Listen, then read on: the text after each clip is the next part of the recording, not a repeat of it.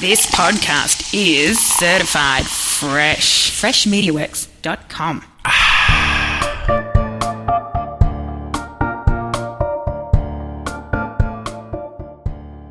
The league's going to be better in the next 50 years than it was the last 50. I just think things get better with time. I think the league's going to stand up and shine because our school people are going to make sure that happens. Welcome to Lunch with Chris, where your host, Chris Doelle, brings you uplifting interviews with extraordinary individuals making a positive impact. Join as he introduces remarkable people who have left their mark on their respective fields. Have you ever thought about doing your own podcast? It is the absolute best way to grow your brand, spread your message, and build your following. Fresh Media Works can help. We do all the heavy lifting, and you just focus on your message. To find out how easy we can make launching your new podcast, call 713-269-4620 or check us out at freshmediaworks.com.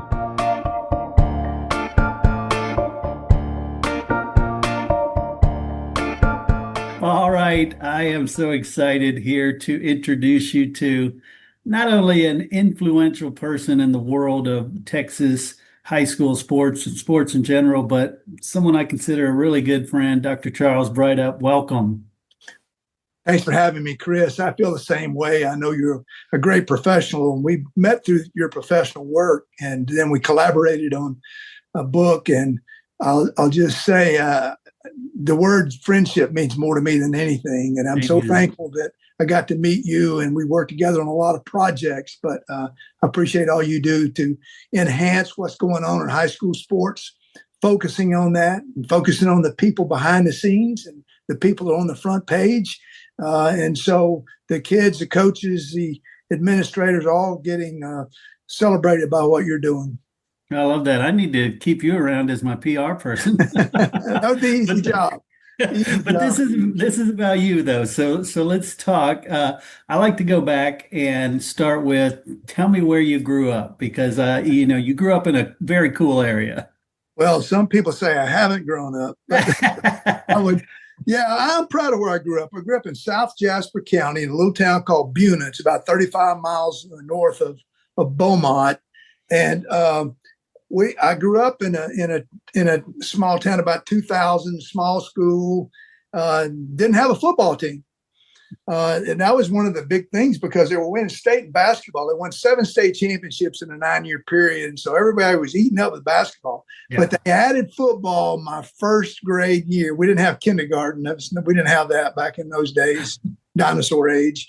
All right. But, they started football. Man, I thought that was so fantastic, because I was used to going to all those basketball games because they'd play 50 a year, and you had to sit in those bleachers. You couldn't get up and do stuff. But at football games, you could get your paper cup and get you some guys. You had a game. Yeah. That was the best thing for me. So my dad would say, "Hey, we got a game tonight." And I said, "Football?"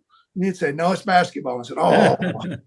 We went to a lot of basketball games, and I learned a lot. And my dad's best friend was Coach Cotton Robinson, who was a master of all those state championship teams. Nice. And he became my mentor too when I got into coaching. So I would say that's one of my greatest memories is growing up in a small town, where they expected to win state every year, and they were disappointed when they didn't. And so you just kind of skimmed over the fact they played 50 games a year. Yeah. Explain how it was different back then. Well, for small schools, you start playing in October. Yeah.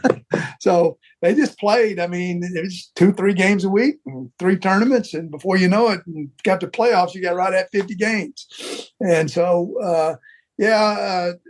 I didn't know what the UIL was. I did know that there was somebody, and I didn't know. I just think we went to state. I didn't know who put all that on. Right. But I started going 1957. Nice. Buna was. They ended up 45-0, I think was the record, and won a state championship. And that just fascinated me. All those people in that little place. It was a big place to me on Gregory Gym, but having just pinned in there was no place to sit. I mean, You had to carve your safe spot out on that bench. If you got off that bench seat, somebody would slide over and take your spot. So I just remember that. I remember coming to the University of Texas and walking around the campus, just a little kid, in 1957, 4 years old. Wow. My dad went every year to the state tournament, and that was when he took his vacation. He worked out at the paper mill and worked shift work. So I grew up, sports was my thing. There's nothing else to do in a small town. We had a little movie theater. That's about it. And we didn't even have a stoplight. So, nice. Yeah, the fascinating thing was to go down and watch them unload the groceries at the grocery store, the trucks coming in. Well, no, there's nothing like small town growing up. I'm thankful I got to experience that. And talk to me about sports. You mentioned that, and sports was different in small towns than it is in the big city. Well, you had to play everything because they needed everybody. And we were a 2A school. That's about as, which would be equivalent, I guess, of 3A now. By the time I got in high school, they had grown that much. But of course, back then, you had to win this district championship to advance. Yeah. So I just remember coming in as a sixth grader. We'd started football in 60, and here the guy who started the program, they'd made him the principal, and then they hired a guy from Arkansas who came in, and I was a seventh grader. But he was hired the spring of my sixth grade year, and my seventh, eighth, and ninth grade year, we had some good football teams, and we won the district. It was pretty cool because we've been getting beat 69-0 and 70-0, and it was ugly.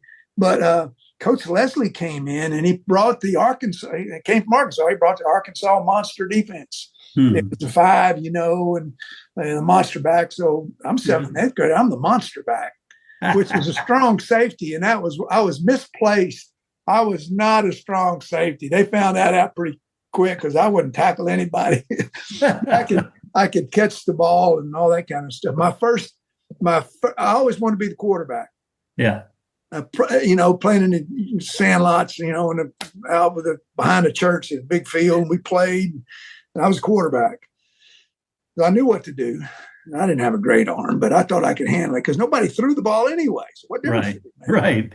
So first snap as a seventh grader. So they did it. Coach Leslie did it differently. So the seventh graders practiced against the eighth graders. Nice. Not good. Because the eighth grade was really good. They had some big guys. And so I got up under center for that first snap, and the center was he's scared as I was. He snapped it before I even called a signal, and he broke my finger. Oh, no. I wasn't ready, and he wasn't ready, and it was bad. And so now I'm relegated. I can't take a snap, so I got to go out there and play receiver. So and now you're the timid monster. But basketball, man, I dominated that. I was in on that basketball, but that wasn't my favorite sport. My favorite sport was baseball. I love baseball, and I followed the major leagues, and I danced back and forth between being a St. Louis Cardinal fan or Los Angeles Dodgers. And then I hated the Yankees because they won everything, and I didn't want them to win.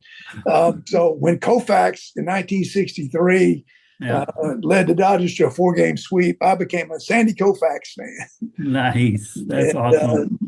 Followed them into 66, and Baltimore dealt them a blow. So Koufax retired, and I had to go on to the Cardinals because after that, Bob Gibson came along. So that was my, I just loved all that. I loved the stats. I loved figuring out batting average. I had our team's batting average figured out before they went up to the plate. When they came back, I said, "You're batting 304 now because you struck out." But my batting average never got over 300, so I didn't have to worry about it too much. Right. I was a good field, no hit second baseman, but I was surrounded by some guys who really could play. And that's the only success we really had during my time as an athlete. My senior year, our football team went 1-9. Our basketball team had a rebound. We went 8-18. And our baseball team played for the district championship, got beaten in the district tiebreaker. Again, only one team advanced. So go off to college and played basketball at Lamar. I wouldn't say played. I sat a lot, but I learned a lot. I learned that I didn't know a whole lot about the game because I'd never played 1 minute of zone defense in my life. Because Buna was known for its man-to-man defense and the Buna double post. There's a book I wrote about that. Famous offense that most people line up in, but they don't really know how to run it. but nonetheless, I had a great background, and I had some people who really groomed me, and I learned a lot at Buna High School. I learned how to write. I'm not a great writer, but I learned the formation of writing, and I fell in love with literature, and I read so much. I read so many books. I became a Dickens fan. I started reading James Michener. Those long novels just fascinated me. And it just, that's what I embraced as a kid. Not much to do, so you read and you play sports. And my friends were, and it was all great until I got a car. Oh, yeah, that changes everything. That changes the whole deal. Nice. And you mentioned basketball. What position did you play in basketball? Well, I played everything. So I started out as a forward, but we call it a wing now, or a two. I was a two. And then we had an unfortunate thing happen. After my sophomore year, we lost the district playoff game to Newton, a district playoff game, 40-39. We got beat last second of the game. Or we'd have gone to the playoffs. We had a really good team. We had two great postmen. The next year, all of our black players boycotted. And that was just the time. That was just the time and the space that we were in. And they boycotted. And those were our best players. And I was just, I was a starter, but I wasn't doing much. Mm-hmm. And so we had a tournament, and coach said, "You're going to have to play post." And I said, "Okay." So not all the black players had quit yet. So we still had a couple that could play. And I scored 29 points that night playing post, 5'9", 140 pounds. We didn't have anybody else. And the Buna double post is set up so you don't have to be 6'3" to be a post player. So we come back from that tournament, and on Monday, all the black kids are forced to quit. So my friends, Jackie Renfro and Leo Brown, who I'd grown up playing with and known since they came in as a sixth grader when we desegregated and integrated over to Buna Junior High. And it just gutted us. So we went 3-22 that year. 3-22. The worst team in the history of Buna High School. The storied program had fallen on hard times. And there I was, the leading scorer on the worst team in the history of the school. Not much to be said for that. Right. So I learned how to lose. I have to tell you, I didn't like it very much. I didn't like how I felt. I would much rather have been somebody who played on the state championship team that didn't score any points. Right. I would rather have that experience because I saw that. I watched that with my own eyes, how exhilarated everyone was, and how everyone just thought those guys who were state champions they were just held in awe. They were big figures in town, and those that went off to college came back, and they were just heroes. And you're not a hero when you score 38 points in a game and you lose by 20. That's true. I mean, we only had 6 players on the team, so we were struggling. And it's just not a good feel. We came back the next year, not much better. The black players came back, but it was just a bad feeling. We just never found our footing. And then I go off to college, and, that was that. But, I learned a lot of lessons from that. I learned that things are not always going to turn out like you think they're going to do. And I dreamed of playing on a state championship team. Yeah. And, we were really good my 7th, 8th, 9th grade years, man. I think we had 3 losses total in those 3 years. Wow. We had some really big guys, too, that could carry the load. And wouldn't you know it, the biggest guy we had and our best player got married his freshman year. He was 14 years old. Wow. And from that point forward, it just started going south. The other big guy we had blew his knee out in football. And so... Yeah, so that's my athletic career. Not much to talk about, but I tell you what, I really watched our coaches. Now I'm gonna say this: I, I respected our coaches. Right. I didn't always love them.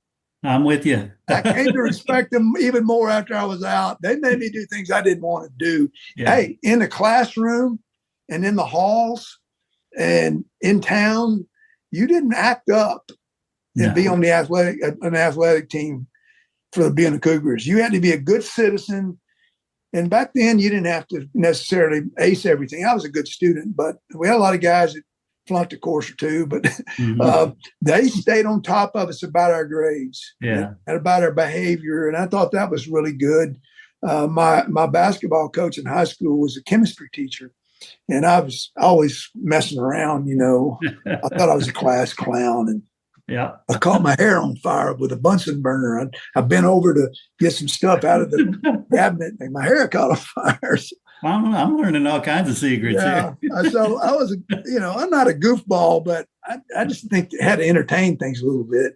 I wasn't trying to be funny then. I was serious in his class, but when you catch your hair on fire, people, they're going to remember that. For sure.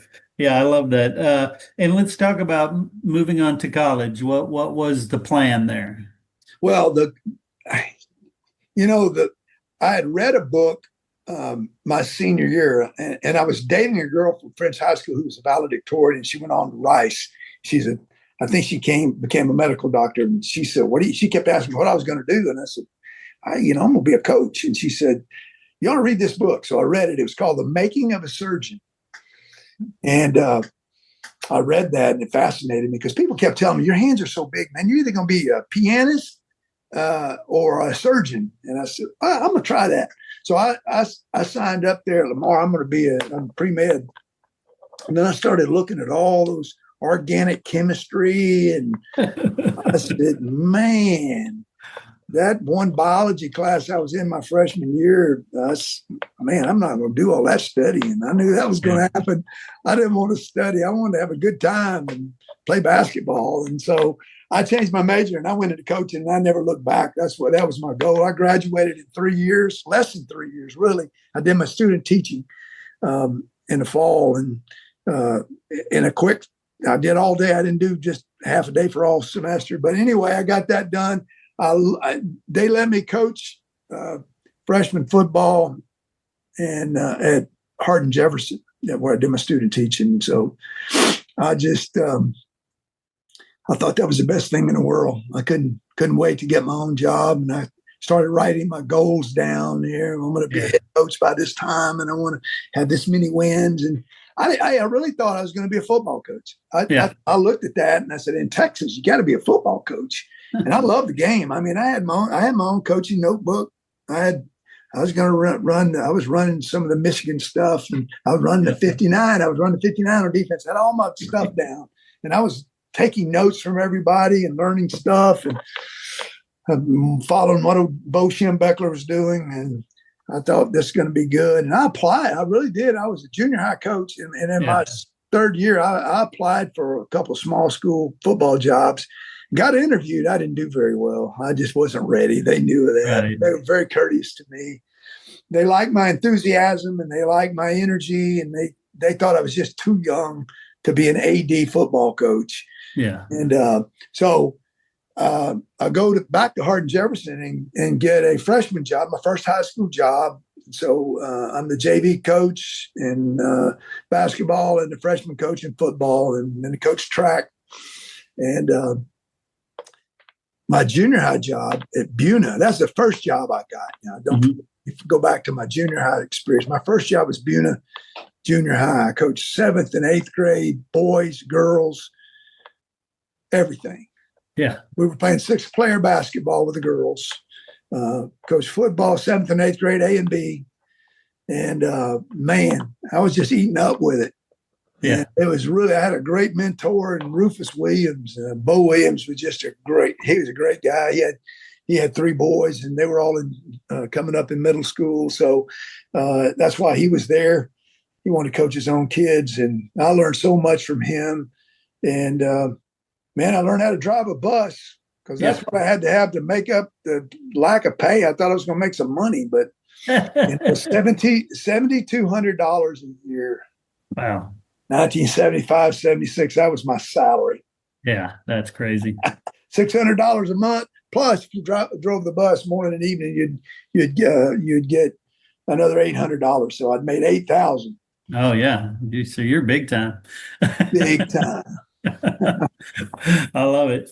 And so, talk about the transition to being known as the basketball guy, because it never ended. It never ended. I mean, I was so shocked when the UIL hired me to be the executive director. Here I am.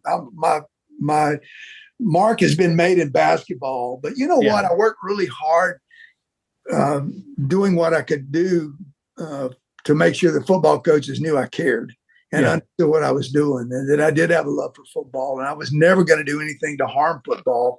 And so my early work with UIL, I had to remind them that the whole time I coached basketball at Hardin-Jefferson, I was a football coach. Yeah, I'm a football and a track coach, and so you coach three sports in small schools. Yeah. So I became a head basketball coach my second year at Hardin-Jefferson. So there we go. And we were lucky. The guy left me a really good team. The year I was an assistant to him, we went to the regional tournament. Next year, I took him back to the regional finals. And had I been a better coach, we would have made it to state and possibly won state. But I got out coached, and then we just started moving forward and had a really good run there at Hardin-Jefferson. Got a chance to go. Well, I tell you, my last year at Hardin-Jefferson, the girls' coach resigned on October 1st to take the McNeese State girls' job. Mm. So they couldn't find anybody else to coach. Well, we played our district games, same site, same day.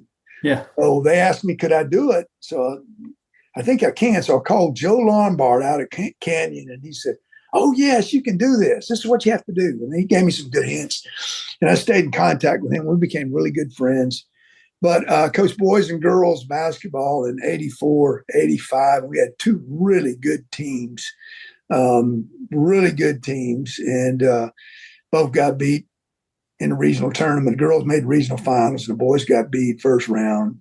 But I got an offer to go to Beaumont Westbrook that next year in 85, 86. So there's a 5A, 5A job, which is the largest. I mean, they're the largest conference at the time. And it's a big jump. And I'm leaving behind a girls team was destined to have great success. I mean, their best players were freshmen and eighth graders. They were good. The eighth graders coming up were really good. And they did. They won the state championship the next year. Boy, I really regretted that. But those girls still, we still stay in touch with each other. They still call me coach. And nice. We love each other. They're just great girls. They were just wonderful players and worked really hard. And they'd always tell me, Coach, you don't coach us as hard as you do the boys. And I said, you want some of that? Okay. So I started treating them just like I did the boys. And then we got along just fine. But then I got a chance to go to Beaumont Westbrook, which I'm so glad I did. I was a little homesick at first, getting away from the small school thing. Everybody.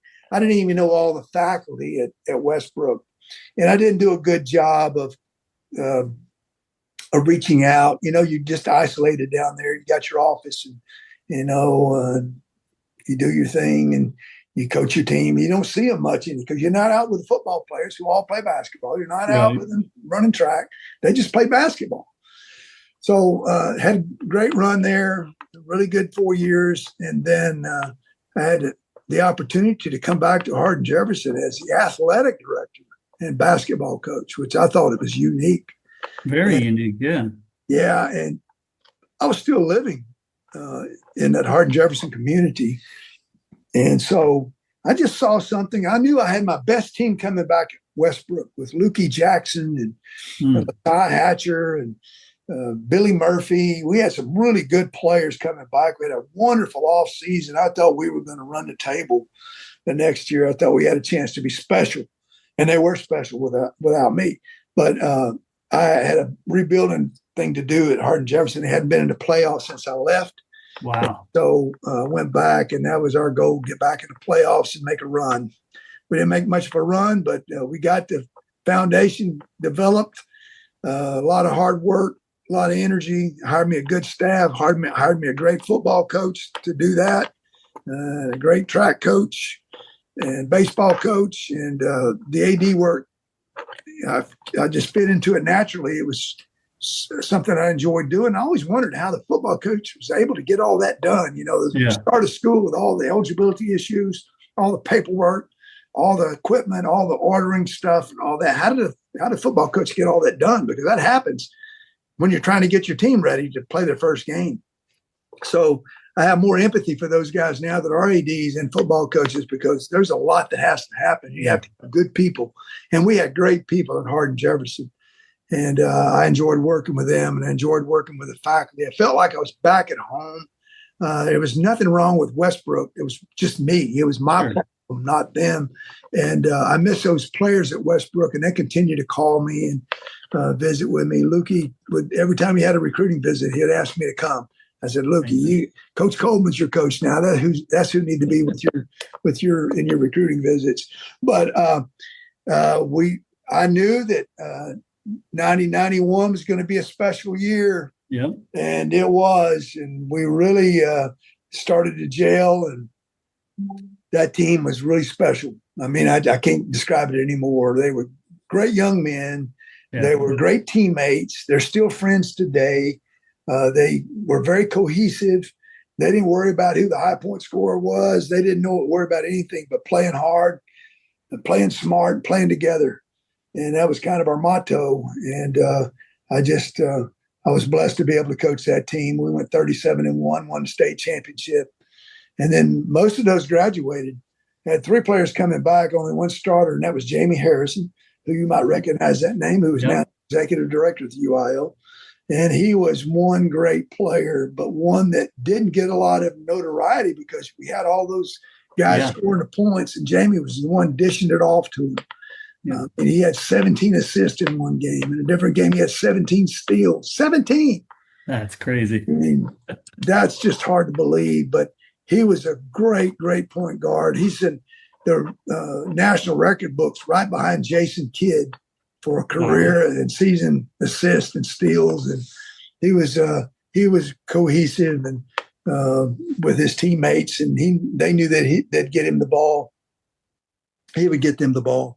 Yeah. So we went 35-2 that year. Got beat in the regional finals by Grossbeck, and so that was my last game there. UIL came calling, and I kind of wanted to fend them off because I love coaching. I didn't want to get out of coaching. Yeah.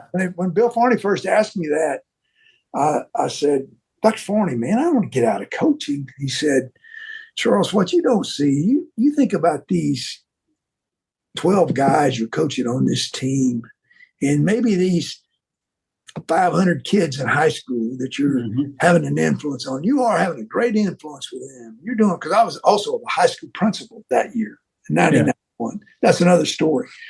Remind me to tell you what happened. Yeah. But anyway, he said, but what do you think about the hundreds of thousands of kids that you would be influencing as an athletic director to UIL? And when he put it like that, it just made more sense. Yeah. And so I took the job, and in 92, I had some growing pains. I didn't want to be behind a desk on a phone writing letters. I mean, I had bigger aspirations. My objectives and the goals that I'd written out, they were broken. I was supposed to be a college coach by that time. That wasn't on the list.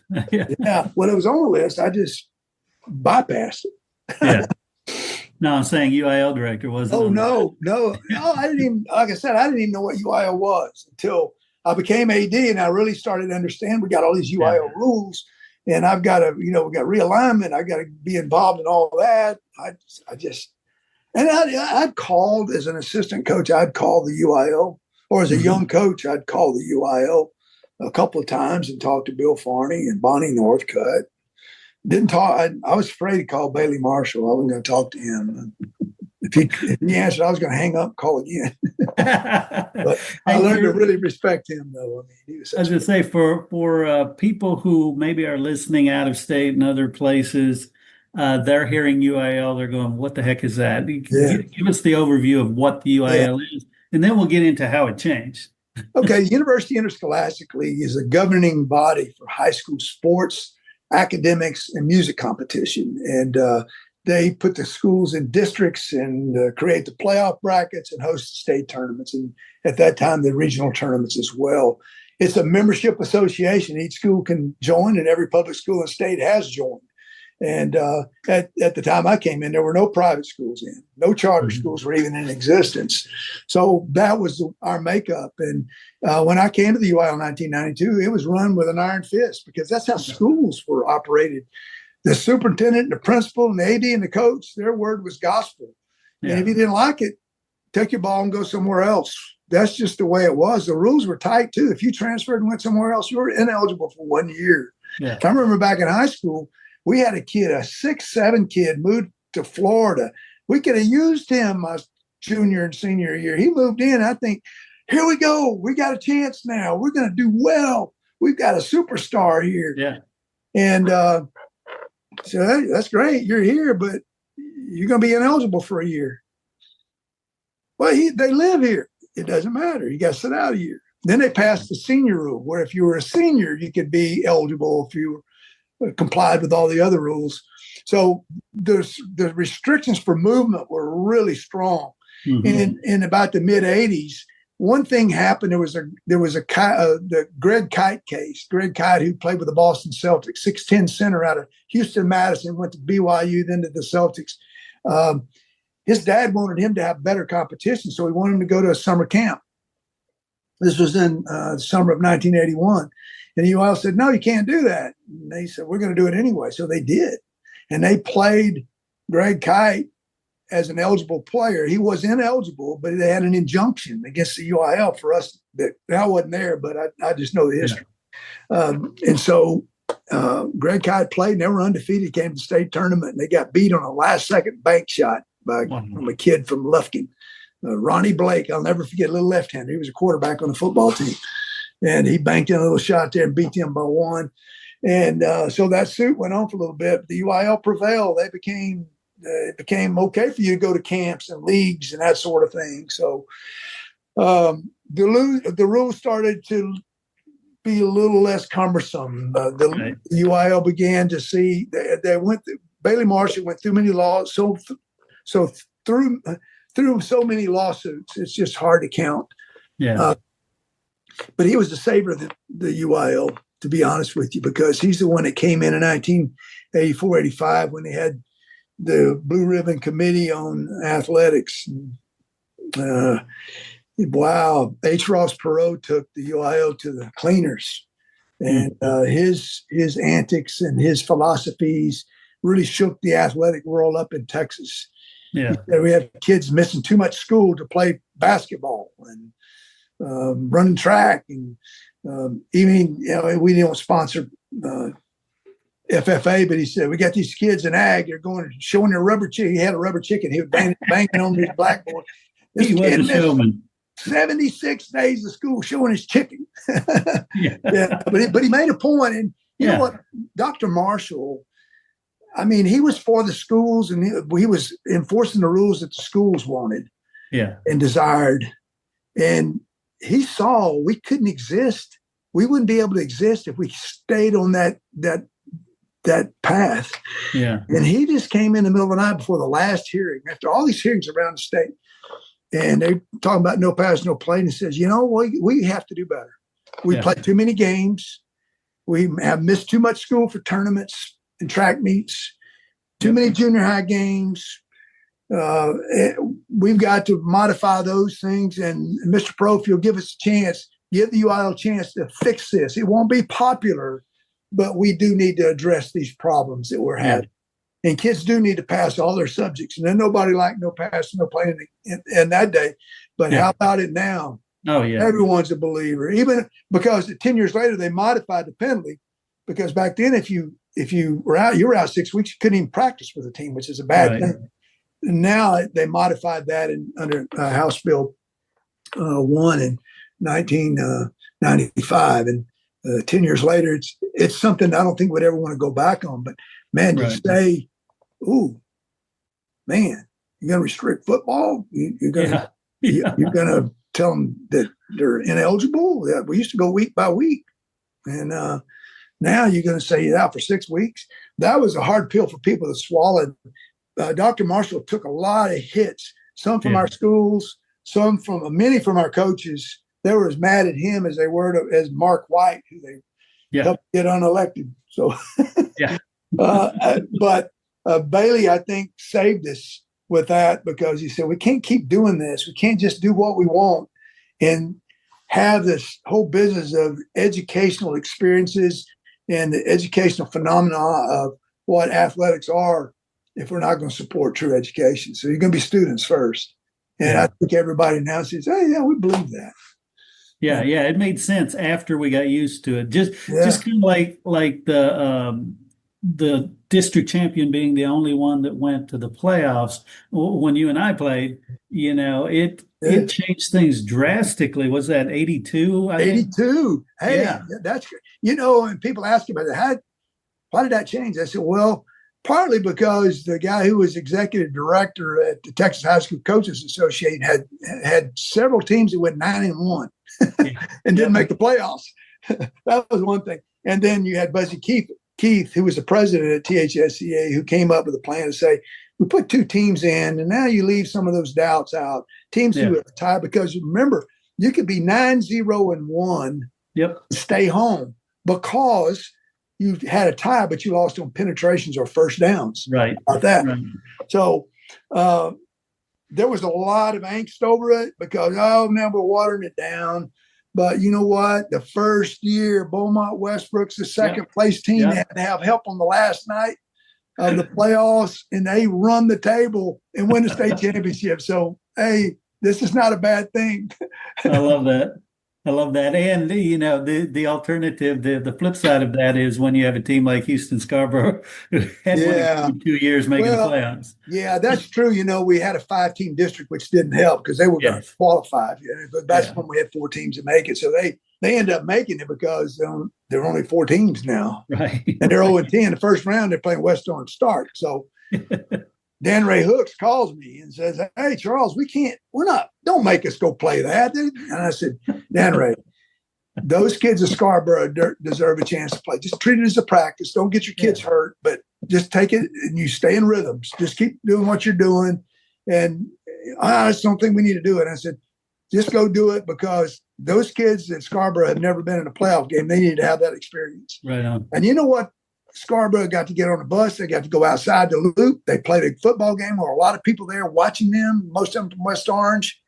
And they got to play one of the best teams in the state. Yeah, they got drilled pretty good. They got back on the bus and came home, and they built their program off that. Yeah. This is what can happen if you'll pay attention and work hard, and we keep kids out for the team. We call ourselves a playoff team, and they did. And they built the program off that. So, yeah, it's not perfect. No playoff scenario is. There's always naysayers. And I was a naysayer too, Chris. I didn't want 2 teams in the playoffs as a head basketball coach. We've been the district champion every year. I think the second place team deserved to go.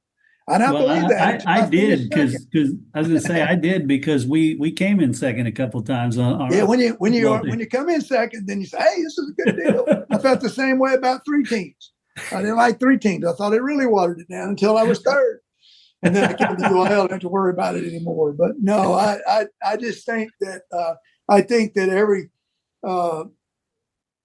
every evolution of change as far as the playoffs and the number of teams in the playoffs is done for a reason, to give more kids a chance and the opportunity. And you know what it is? Maybe it does water down the first round, and you get some matchups that are not good, and you get some blowouts. But after that, it's pretty level, isn't it? And even 64-team bracket to the 32, so it's all good. I was going to say, even last year, Elgin got their first playoff win in like a decade or so. Yeah. And that's huge. They weren't expected to get a playoff win, but the fact that they did, that's great for a program like that. Yeah, I think it is. And 3 teams is okay. I like 4 better than I like 3. Because 4 balances the bracket, because we were having a lot of those teams other than football who were playing in those double round robin scenarios. You had a long time to sit out before you played your next game if you couldn't get a warm-up game, and it's hard to get one. And if you're baseball or softball and you have a lot of rainouts, that's not a good situation. So you may be 2 weeks before you play again. And we found out over 60% of the district champions were getting beat in that second round because they had a bye. Yeah, that's what we thought. So adding the fourth team made a lot of sense. Football was opposed to it at first, but I think the way we did the divisions, I think that makes all the sense in the world. I agree. Talk about, you'd said when you first got there, you're like fish out of water. It's on the phone, it's paperwork. When did you get your groove on and really see, okay, now I'm doing some stuff, I'm making some impact? Yeah, I guess it was after the second year. Dr. Farney became the executive director. Dr. Marshall retired, and he made me the athletic director so I could get my team together. I had a team again. I got a team I could work with and give directions to. So I felt like a head coach again, and an athletic director. So I'm now the state athletic director. And was I ready for that job? No more than I was as being a head coach or being an athletic director of a high school. No more than I was of being a teacher or coach in junior high. But Dr. Farney gave me a lot of rope, and I spent a lot of time going down to his office. He didn't come and look over my shoulder. He just gave me the guidance, just like Dr. Marshall did. Dr. Marshall didn't look over my shoulder either when I was an assistant. But I began to feel my oats a little bit. And that felt a lot better. And we started moving. We were so busy. We were so busy, you didn't have time to feel sorry for yourself or take any kind of reflection. You're just working. And that we were, I remember one year I had 35 weekends that I was working with some coaches association or officials association and going to all their meetings and going to all their board meetings, their conventions. But man, that was a really fun time. I got to meet so many good people and got to see so many great games. And that's when I began to realize that football was, I couldn't get to all the games, the championship games. And it was frustrating to me that I didn't have enough staff to get the trophies to those games. Yep. So what they had done in the past was that if there was a game that wouldn't be covered by a UIL staff member, they just shipped the medals to the host school because they played it in a neutral site most of the time. Yeah. And they would give out the medals on our behalf, both the runner-up and the champions. And so this is bad. This is a bad look. I want to see those games. I want to see those games. I don't have to pick. As you're saying, you want the participants to have the experience of the UIL official handing them things. Somebody doing it in an official mode. Exactly. Yeah. And so I thought there should be a medal presentation like we're doing now. There should be something for the kids that are played in a game where they won or lost to be celebrated by their fans. Yeah. And I'll never forget in 2006 when we finally did it in the Alamo Domes for just, it was 5A then, but 6A now. South Lake and Westlake. I remember what Coach at Westlake told me. He says, Charles, in all my years of coaching, that was one of the best things. Yeah, you want to win it. But he said that meant more to me and to those parents for their kids to be celebrated, even though we lost South Lake. That was really a special night. I want you to know I appreciate you. I was against all this, by the way. I was against all that, but we like it now. So, it's that getting to be a part of those discussions on the inside and working with the legislative council on rules proposals and working with the different rules committees, working with the different coaches association. We have 12 now, and and then the ADs association. So getting to meet so many great people, men and women from across the landscape of Texas, been a really wonderful opportunity for me. Yeah, definitely. And you've seen, I guess, let me ask you this. How have you seen the UIL change from that initial hard line, hey, this is the way it is, this is the way you're going to be, to now and the part you played in that? Well, we're kind of like a chameleon. You have to move at a pace that you lead your schools, but you also don't want to get too far in front of them. Mm-hmm. You want your schools to support the moves that are made. You want the schools that are represented on the legislative council to lead that charge, but you have to plant seeds too. And you got to talk about why you would want to have the fourth team in the playoffs. And you got to sell them on why this is best. And you've got to get the Coaches Association involved, and you have to get their support. And so as you work through all that, there's a lot of moving parts. And I think one of the things that I would say is best is that we became better listeners.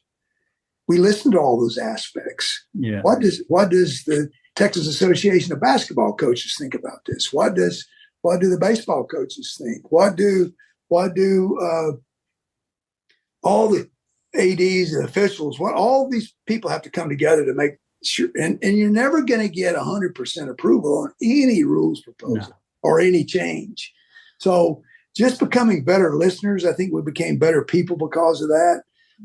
We're still the UIL, and even though I'm gone from there for 5 days now, the UIL is always going to be viewed as the bad guy because somebody's got to enforce the rules. Right. Even though we don't do any enforcement, we really don't. That's true. The enforcement's done at the local level. Started first with your superintendent and whoever he delegates to do that. So local enforcement, then the district executive committee is the first level of appeal or to approve, and then the state executive committee hands out the penalties. I don't have the authority, never have in all my years, in 33 years, that I have the authority to rule somebody ineligible or take somebody out of the playoffs. Right. Never does a UIL staff member have that authority. And most people don't know that. So they assume the UIL is the reason, Yeah. Well, the paper prints that. UIL suspends a team from playoffs. Yes. Well, we didn't suspend anybody. The UIL as a whole did because of its makeup.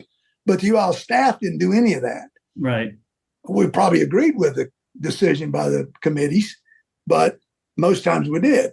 But at the end of the day, it's the schools organization. They own it. It's theirs. The rules are made by the schools or representatives of the schools, and they're adjudicated by the local district committees and the state executive committee, which is our Supreme Court. So it's a really good process. And most people don't know that, but our coaches have been well endowed with that information. We talk to them a lot about the processes and how it gets done. Our eligibility rules are a lot more liberal than they were back in the day when I came in 1992. I'm pleased on one hand and not so much on the other. I think all this spillover of NIL is damaging to us because parents see that happening in college and they want it for high school. We don't have it in UI, right. Not permitted. But I think more of that movement, the movement of parents, I think that's one of the big things that I've seen that's happened over the last 5 years. It's going to get worse. Yeah.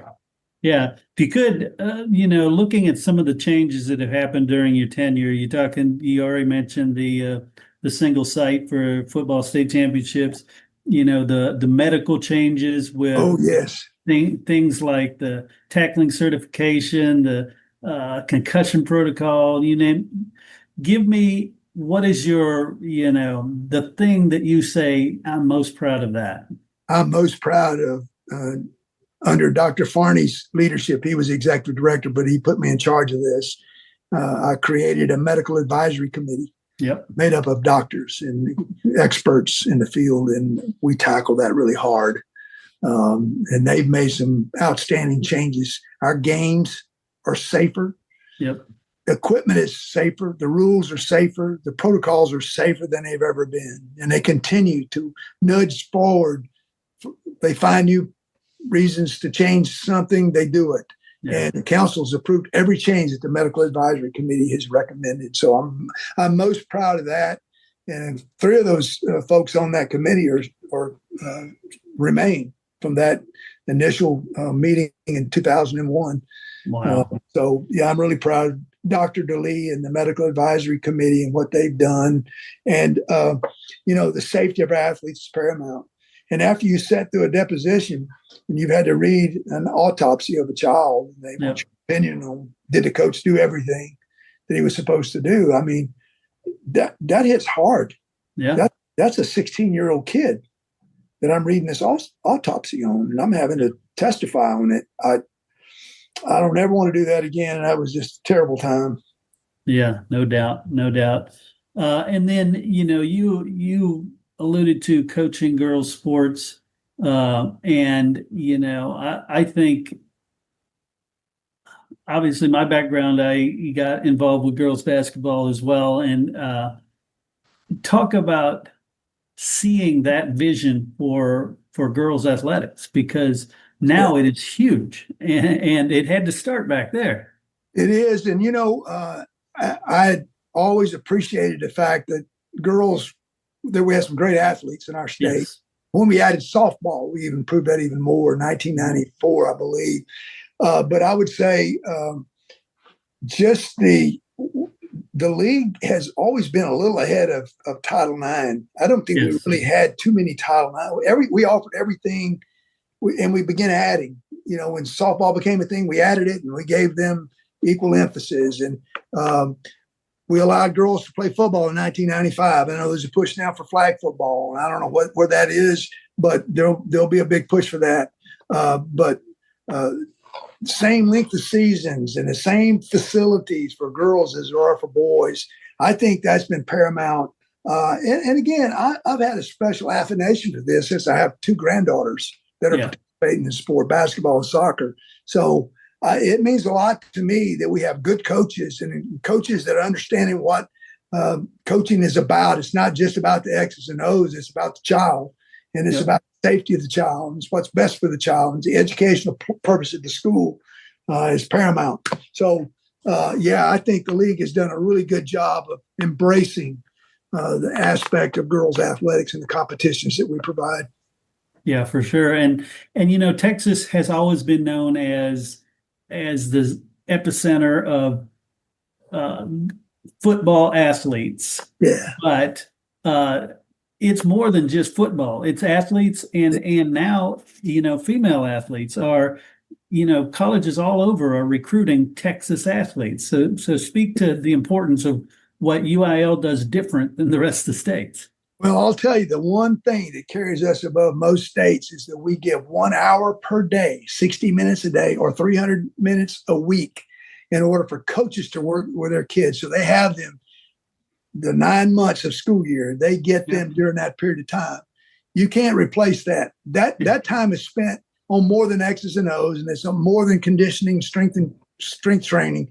It's about checking on that child, making sure that they're present and on time, and that they're conducting themselves well in other classes, and coaches are available to help guide that child during that 1 hour. So that training, that 1 hour, people say, well, 7-on-7 is why all these great quarterbacks are developed. Well, guess who coaches those kids? Yeah. It's a high school coach every day coaching them. It's the offensive coordinator and the quarterback coach that is doing that. So, 7-on-7, even though UIL doesn't sponsor that, doesn't mean that the high school coach is not involved, even though they're not allowed to coach it per se. They can coach it in practice every day. And they're professionals. They are, yes. And I think that's the second thing I was going to talk about, is that our coaches are full-time staff members. They're not selling insurance by day. Nothing wrong with that. And coming in and coaching it in the afternoon at 4:30. And they're not part of the faculty, and they're not part of the fabric of the school business. So I think our schools have been adamant that they want to keep it that way. And I know it's hard to find a soccer coach that can teach Latin, but we don't have too much Latin in our schools anymore. But it's hard to find a teaching spot sometimes. But our schools do a great job of finding places and people to fulfill all those obligations. Yeah, that's huge. And overall, what would you say? What have you learned the most about when it comes to the fairness when you take into effect geography and enrollment, as far as keeping things on an even playing field?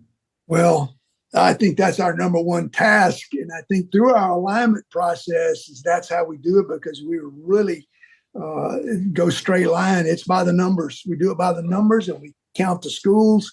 We had grouped of 6 to 8 that are closest together. And then we put those two districts together. So geographically, we move from west and north down toward the east and west. And you have 32 districts. Mm-hmm. You got to have 4 regions, and you need 8 districts in each of the regions. So the map, if you look at it, may look funny to you if you're just thinking about, hey, well, why does that school have to go that far? But if you look at it on the map, you can say, where else would you have put that school? Right. Anybody who has said anything about us in our equity with a realignment would say, if you want to protest, you can, and you have an appeal, but come to the office and look at the map. Yes. You tell me where you would put that school. Tell me where you would put them. And you know what? If it were best for all, that's what we'd do. Yeah. So that's just one part of it. So the alignment part, that's where you get the fair and equitable. And the other thing is the rules enforcement. It's one thing to have a great set of rules, but if you don't enforce them, and that's where we come in. Our staff has to start circulating the information around. Then we get a complaint, we have to contact the school, we contact the district committee, and then the process begins to investigate that. We don't do investigations. We gather information, but we don't go out to schools trying to find them doing something wrong. We believe in the schools doing that. However, don't forget, the people who turn in schools for violations are usually people from their own school district. Yep. Because their kid's not getting to play and some kids moved in here taking their spot, they're violating the rule. That's the way most of those come about. It's not ferreting them out. It's somebody within the school district who's jealous or unhappy with a coach. Yeah. And I want to second what you had said about the realignment, because when I went there on realignment day and saw what was happening, and I saw the rubber bands stretched all over the place, then it made a lot more sense. And putting out the maps that you do now that show it, without the rubber bands, it's a lot more. That gets it in their head much simpler. I love that. You know, I'm glad you said that. The pinning of the maps, and Dr. Mark Cousins, who's still on staff, and I did that for many years. Dr. Harrison's taken it to a whole new level with the computers and all the graphics that he uses to get that done. But there was something special about putting a pin in the map at Kittiquay. Nobody knows where that is, but I learned where it was. And then when you put that in there and then you put a rubber band around it, it's more meaningful to you in many ways, because I know their pain. I know they're going to have to travel. I can't find any more schools around them. When you put Presidio in a district, they're going to have to travel. When you put Anthony, which is west of El Paso, by the way, they're going to have to travel. When you put that pin in the map, it makes you think about it at least for a bit.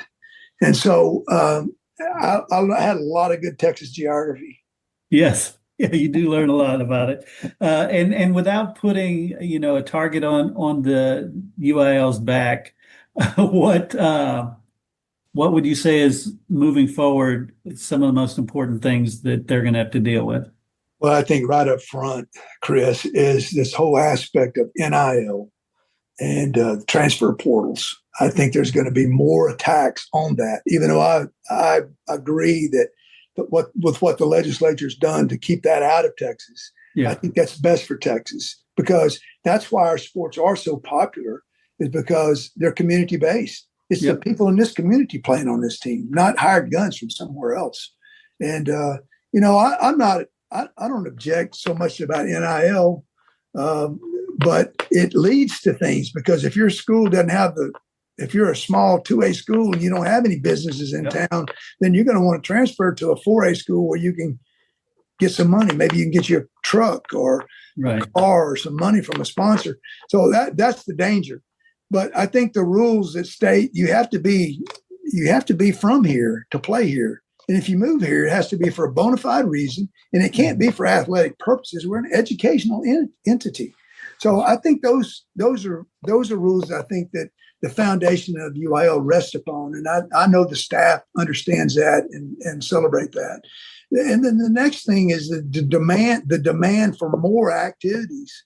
I mean, we have nearly 100 activities already, because people forget about what we have in the academic realm and with music, but all those things, there are a lot of things going on. But all those parents who want lacrosse and field hockey and flag football for girls, and flag football for boys and volleyball for boys, all those things are difficult. It's not that they're bad activities. I think they're wonderful. Would love to have them. I think Dr. Harrison would say the same thing. We would have them. But our schools, in the cash strapped as they are, don't have the infrastructure to support them. So Yeah, we could add it, but really there's not really a demand. We don't have 200 schools playing flag football right now. We've got a few there, but they're centered around Dallas and Houston and a few in Austin. And until we get enough schools, and that's the way we've added a new activity every time we've added one. It's because there were enough schools that said, hey, it's time. Yes. It's time. Let's do it. I love it. And let's shift away from the career, Dr. Breithaupt, to Charles. Who are you outside of this? And we'll talk a little bit about what's next for you, but what's important to you outside of that? Well, I hope that the light of the gospel of Christ shines through in me, and the lessons that Jesus taught when he was on this earth and what God has given us through his Holy Bible would resonate when people see me. I don't know, I'm not always at my best, and I'm certainly not perfect, but just because I teach a Sunday school class doesn't mean that I'm any better than anybody else. But I'd hope people would see that I care and that I love what I'm doing, and I love the people I do it with, and I love the people that come to us, even though they don't get what they want. I still care about what they're doing. I care about their children. And I love the kids in 1A football, and I love the kids in 1A basketball just as much as I do the ones in 6A football and 6A basketball. And so the A's never really bothered me. I love all those. And I think people would say that I've been fair about that. But next is my family, my wife. I've been married 48 years, and I don't know if she'll keep me till 50, but I'm looking forward to that. But she's been a great support to me all these years. She's just been a wonderful help, and been a great coach's wife. Then I'm a parent of an athlete who was a really good player at Georgetown. And I've got two granddaughters that are doing really well for themselves. My granddaughter at Liberty Hill High School played in the state championship game last year. That got beat by Lubbock, Monterey, and Aaliyah Chavez, the number one recruit in the state, in the country. Mm-hmm. And her goal is to get back there and finish the job next year. She puts in a lot of time, and so I enjoy watching her play. I try to stay out of her way. I'm enjoying being granddad. And I've got a freshman going into the new high school in Liberty Hill at Legacy Hills, and she plays basketball and soccer. So they keep us busy. That's who I hope I'm known as. I hope my grandchildren won't ever forget me. I don't get to see them as much as I used to, even though they're only about 15 minutes away. But I enjoy when they play, and I try to sit up in the stands and just be quiet. I don't yell at the referees, and I don't yell at the coaches. Well, occasionally I yell something at the official, but not very often. Because you know what? When I go back and look at the video of it, the officials were right. Yeah, I love that. Well, I tell you, my grandpa name is Pop Pop. So do you have a cool grandpa name? Just Granddad. I don't know how that came about. The women get together and decide who you are. I thought I'd be Pop. If you see one of my books, I've got Greg Popovich on the front of it. And so I just thought I thought I was going to be Pop. But yeah, you don't get to pick. I don't get to pick. I kept telling them words are hard to say. Grand. Kids has a hard time saying grand. I want to call Pop. That's easy. Yeah, exactly. That's why I'm Pop Pop. It's I like it. I love it. So I guess finally, obviously you're going to spend more time with family, kids. What else do you have planned? Well, I'm trying to refresh myself. I've been with a team since I was 8 years old. Started Little League Baseball, always been a part of the team. Nice. And either as a teacher or coach, player, athletic director, UIL executive director, and it's been my joy to do that. But I'm just trying to refresh myself here. I'm going to tell you what, these last 5 days, I've been busier than I was a few months ago. I've been working pretty hard, and I don't know what I've been doing, but just trying to tidy some things up. I'm trying to transition my office here at home from the one that I gave up at UIL. And I was in that office since 1998 when we built that new building. And Jamie takes that spot now. He'll make it a better place. I know that. I'm always going to be supporting what they do. Yeah. I'm always going to be there to celebrate all the great things that they continue to do. The league's going to be better in the next 50 years than it was the last 50. I just think things get better with time. I think the league's going to stand up and shine because our school people are going to make sure that happens, because they're going to make the rules and they're going to adjudicate them in a proper way so that we can be substantial in the lives of our student athletes and activities. And so I'm going to be a fan. I really want to go spend some more time watching some practices, some football practices, and some basketball practices as they begin. I think that's really where it's all made and done. Yeah. And I like to see how coaches approach that. That was my favorite thing as a coach, practice. I love practice. I didn't really like the games. I love practice. And so I'm going to do a lot of that. And I've got a lot of my old buddies that said, hey, let's go to lunch. And I said, okay, pick a day. So I got lunch for about the next 3 weeks. Nice. I weigh about 300 pounds, so I better start working out. I love that. Well, Dr. Charles Breithaupt, I want to thank you so much for sitting down with me, sharing some of this story, but more importantly, for being a friend and the impact you've had on high school sports. Well, thank you, Chris. Thank you for what you do. And I'm looking forward to the days ahead as we complete another book project. So right on. I just appreciate what you do in your leadership, and you're making a mark. So thank you.